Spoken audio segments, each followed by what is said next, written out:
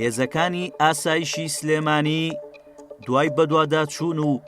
چاودێریکردنی چەند قاچاقچیەک کە بە ڕێگەی نایاسایی خواردن و پێداویستیان لە کۆماری ئیسلامی هێرانەوە دەهێنایە سنووری سلێمانی، بە بڕیاری بەڕێوەبەری ئاسایشی سلێمانی لێکۆڵینەوەیان دەست پێ کرد و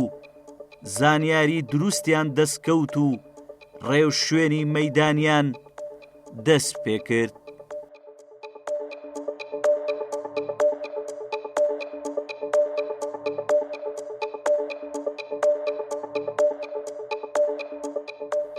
دوای ڕەزامەندی دادوەر هێزەکانی ئاسایشی سلێمانی هەڵمەتی دەستگیرکردنی قاچاقچیەکانیان دەست پێ کرد و لە سەنتەری شاری سلێمانی دەستیان گر بەسەر بڕی 20 تۆن دووک کە لە شاری قومی کۆماری ئیسلامی ئێرانەوە لە دەرەوەی یاسا و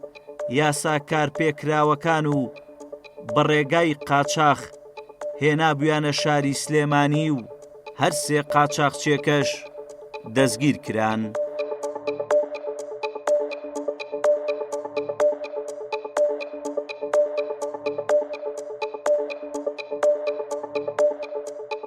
هێزەکانی دەستگای ئاسایش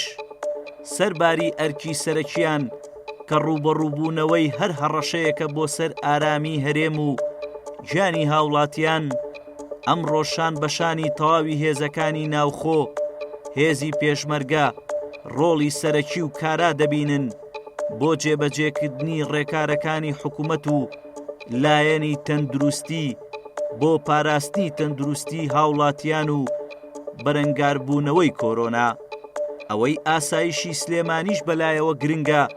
سلێمانی ئارام بێت و لە هەموو ڕوویەکەوە پارێزراو بێت و سوپاس و بێپایانیشیان بۆ کۆمەڵانی خەڵکە کە هەمیشە هاوکار و پشتیوانی لە ئاسایشەکەی خۆیان دەکەن. کوردوعەلی گەلی کوردستان.